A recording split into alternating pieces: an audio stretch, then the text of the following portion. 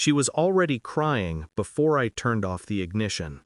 Her hands trembled on her lap, mascara smudged, breath shaking like someone who'd just been told her whole world was ending. "Please," she whispered, "please, I need to be there. I still love him. Still." The word hit harder than anything she could have confessed. I didn't speak. I just stared out the windshield, the hospital lights flickering against the wet glass. Her words echoed, and something inside me, something quiet and patient, snapped.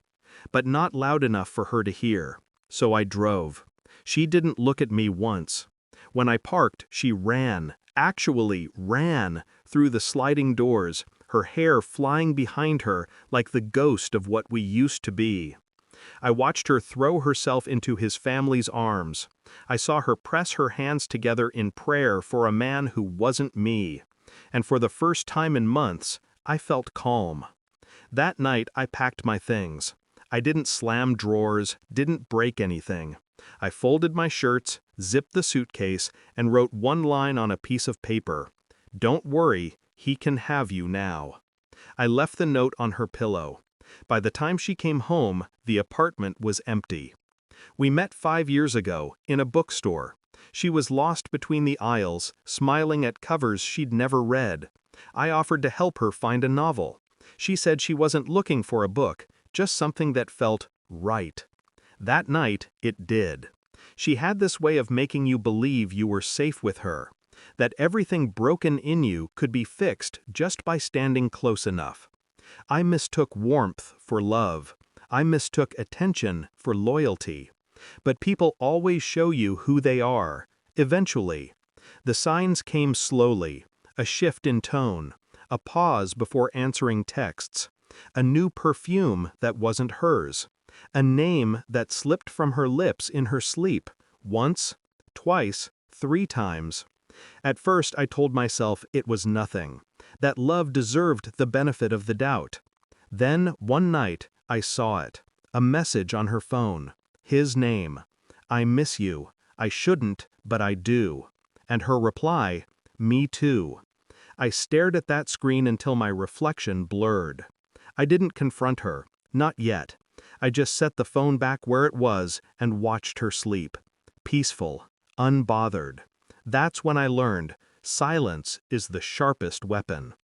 I didn't plan revenge out of anger. Anger is sloppy. I planned it out of clarity.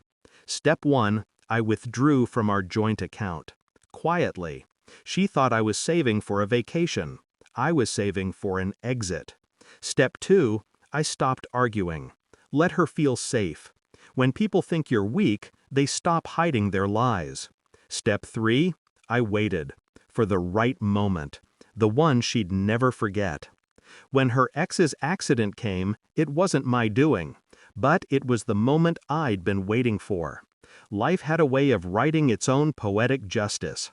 I just had to stand still and let it unfold. Her messages started the next day. "Where are you?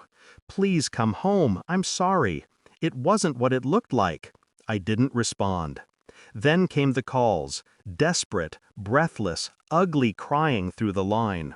She said she couldn't sleep, that he didn't make it, that she needed me, that she'd made a mistake. But what she didn't understand was, I stopped being hers the moment she ran toward another man's hospital bed. She was grieving him while I was erasing her. Weeks passed. My phone lit up every night. Her number, her name, her apologies. I watched them come and go like notifications from a past life. Then one morning, I saw her, outside the same bookstore where we met. She looked smaller, thinner, carrying that same sadness I once mistook for depth. She saw me too, her eyes filled with something between regret and disbelief. "I didn't mean it," she said. "I just panicked. I loved him once, but I love you now." I smiled. "No, you don't." And before she could speak again, I walked past her, the same way she'd once walked past everything we'd built. I don't hate her. Hate gives weight to people who don't deserve it. I just remember her exactly as she was. crying for another man while I sat behind the wheel watching her reflection fade in the rearview mirror. That was the moment I realized love isn't about holding on. Sometimes it's about letting someone drown in the mess they created and choosing not to save them. Now, when my phone rings and her name flashes again, I let it. I watch it buzz, then go silent. Because some ghosts deserve to keep haunting themselves, and I've already driven away.